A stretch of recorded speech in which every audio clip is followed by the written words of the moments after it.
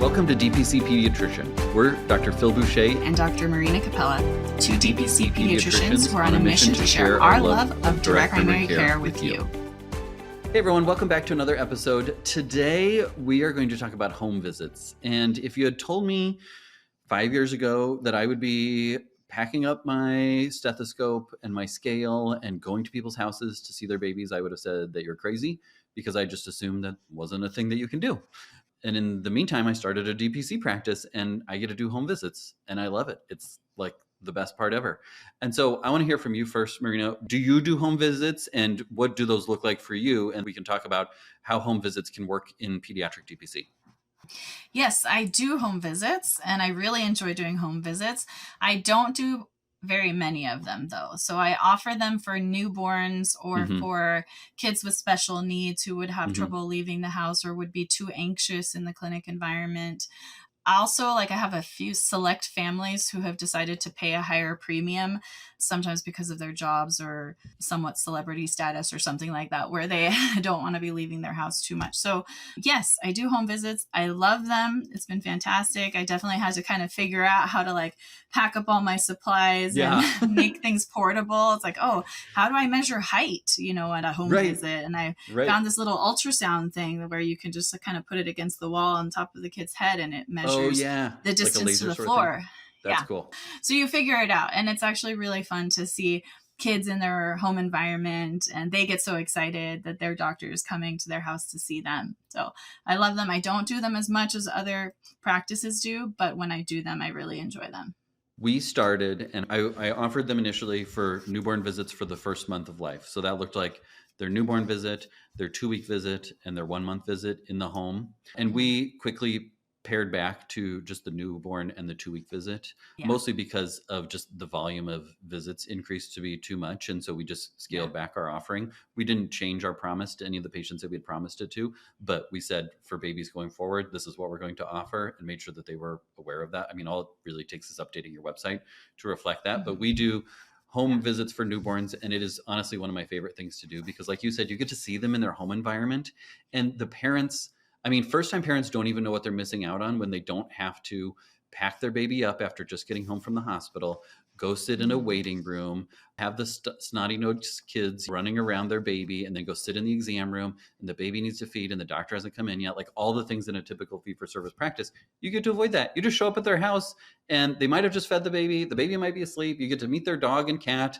One of the things that we had to add to our little go bag that we take with us on home visits is a lint roller for all of the dog and cat hair, because that was not something that we anticipated when we did that. But we love doing home visits. We do them pretty much exclusively for newborns, or like you said, we have a couple of families where we will do them if their child has special needs or is medically complex or really struggles to leave the home for whatever reason. So that's on more of a case-by-case basis that we'll do that. But otherwise, families love the convenience with their newborn of doing that. I think a lot of pediatricians feel like, well, how could you possibly do that? How would you get their weight? Well, you just bring a scale with you. We just grab a scale from our room and take it with us. Exactly. How would you get their measurements? You just measure them. There's nothing special to measuring them in the exam room. How would you get the billy? Well, we just take a lancet, the heel lancet things, and the little blood tube thing. I clearly know what all these things are called. Yeah. And you just pack do it it up, if we though. need to. You just pack it up with you and go. There's nothing special about the office versus the home. What we do is, if we do need to draw blood, for a bilirubin, we just take the supplies with us, and then we call the lab when we get back to our office, and they have a courier that comes and gets it. We could also, depending on what part of town they're in, just drop it off on the lab on the way back to clinic. And in terms of working them into the schedule, that sounds like it would be a big hassle. If you're coming from a practice where you're seeing 30 plus patients per day, how on earth would you get in your car and drive to somebody's house and see their baby and then drive back to clinic? Well, when we have 4 to 8 visits per day, there's always room to add on a newborn visit. And the nice thing is too, if you need to shuffle your schedule around, you just say, hey, so-and-so, we just had a new baby born and we're going to need to do a newborn visit tomorrow. Would you mind coming at this time instead? People are grateful. They're super excited. They're like, oh yeah, that's not a big deal at all. And you know your patients well enough that you know who you can ask, or you know who's going to be able to rearrange their day, or who's already at home, or whatever it might be, that you know who to ask to say, hey, do you mind if we switch your appointment around because we got to go see a newborn baby? Oh, of course. People are just excited and happy to hear about a newborn that's getting a newborn visit rather than grumpy that Yeah. you're changing your schedule. Exactly. And you have that relationship. Exactly. So they're more likely to think, oh yeah. And I know that Dr. Boucher would do the same for me if I needed it. So Right. I'm willing to do this for somebody else that needs it. Yeah, absolutely. I will say that if you're doing home visits, you have to factor in the time because it takes time to pack up all of your supplies. You have to anticipate your needs. Am I going to need a strep swab? Am I going to need blood draw supplies? Am I going to need the baby scale or the child scale? Like, what am I going to need? And you kind of have to pack up your stuff. So that takes time. And then driving, of course, to the family's home. Some of them live near, some of them live far. You can decide what your radius is that you're willing to go out and see, right? You can decide if you charge more for a family outside of a certain radius. Right. That's all up to you. I'd say there's so many different ways of doing home visits. Some DPC pediatricians just start out doing only home visits in order to save on the cost of having a physical location. And then eventually once they grow and once they're making money, then they decide to have a physical location. There are a select few pediatricians who only do home visits, and that's just how they want to have their practice forever. And that's okay. It's their practice. I share my clinic with another DPC pediatrician, and her model is based on home visits. Her practice name is Be Home Pediatrics with BEE. Wonderful. And she's really happy with that. She has to do a lot of driving. I decided for me, I don't want to spend my life driving a lot. And so it was important to me to do some home visits, but really limit the number of home visits that I do because I just don't like spending too much time in the car personally. But you get to decide what's right for you. It does add some stress, like the juggling act of, okay, I'm going to get to the home. Like I told Marina as we started recording this, like I'm leaving for a home visit literally as soon as we're done taping here. And it does add stress because then you have to think about getting back to the office and the next thing that's coming up. So for me, like we typically do one home visit max per day. And most days we don't do any home visits because we just don't have a newborn that needs a home visit on any given day. But if they stack up, then that will create a lot more stress. But I think if you're intentional about that and you just adjust and wiggle as you need to, then patients understand and they're super excited about the prospect of they're excited that they're able to contact you to get into your office when you need to be seen, that you're accessible, that you're friendly, that you know them. And so the home visits is just like icing on the cake that they already get for being a part of the practice. And so patients love them. And honestly, I don't know about you, but they're the fastest visits ever when I actually am seeing the patient because we just chat while we're getting set up, we're getting the scale out, we're finding out, how feeding's going, all those sorts of things. Feeding's going well, blah, blah, blah, blah, blah.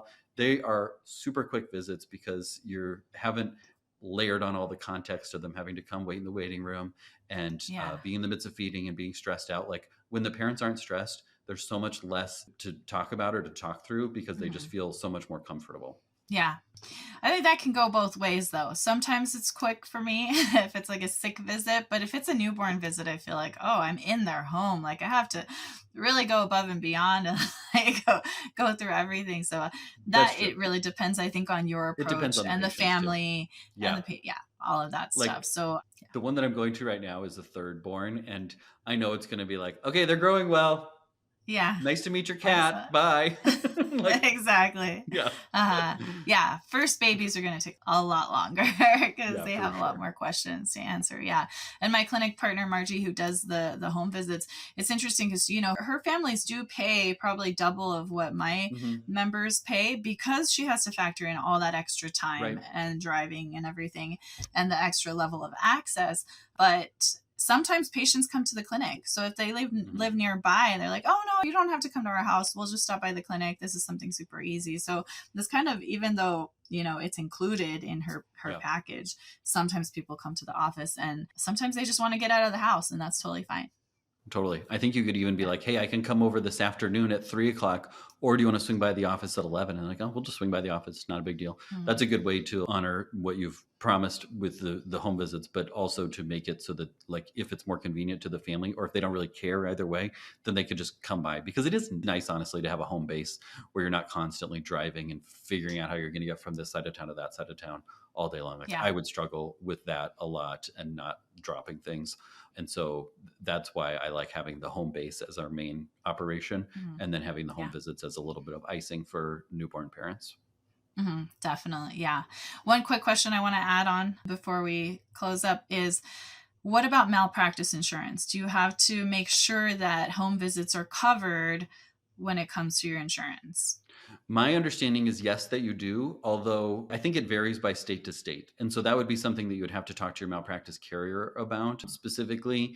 I don't want to say that you might just ask for forgiveness and not permission, because that would probably get people in trouble. But I think if you just talk about how your practice model is, then I would probably not get into too much of the nitty gritty of it. But I mean, what's your experience with that? Yeah, I just erred on the side of caution. And when I signed up for my malpractice insurance, I made sure to mention that like my practice will include home visits. Yes. And so it ended up being okay. But I've heard stories. I've heard stories where people say, oh, my malpractice carrier won't include those or won't cover those for whatever reason. I mean, but there are so many malpractice carriers to choose from. Just look for one that includes it. Yeah, you'll find it. So we did that too, because I didn't want to have to ask for forgiveness on malpractice. That's kind of a big thing to ask forgiveness on. But I have heard that in a lot of the Facebook groups of late, that the idea of the home visits is doing that. But there's a way. And that's the nice thing about DPC is like every DPC practice is unique, and there's always a path forward, even if it takes a little bit more of figuring out or finding a malpractice carrier that will cover the specifics of the way that you do things. Yeah, definitely. All right. Awesome. So yes, home visits are possible within pediatric DPC. And I would say every pediatrician that I've talked to who does them loves them. But the number that you do is completely up to you. Yep. Thanks for listening, everyone. Until next time.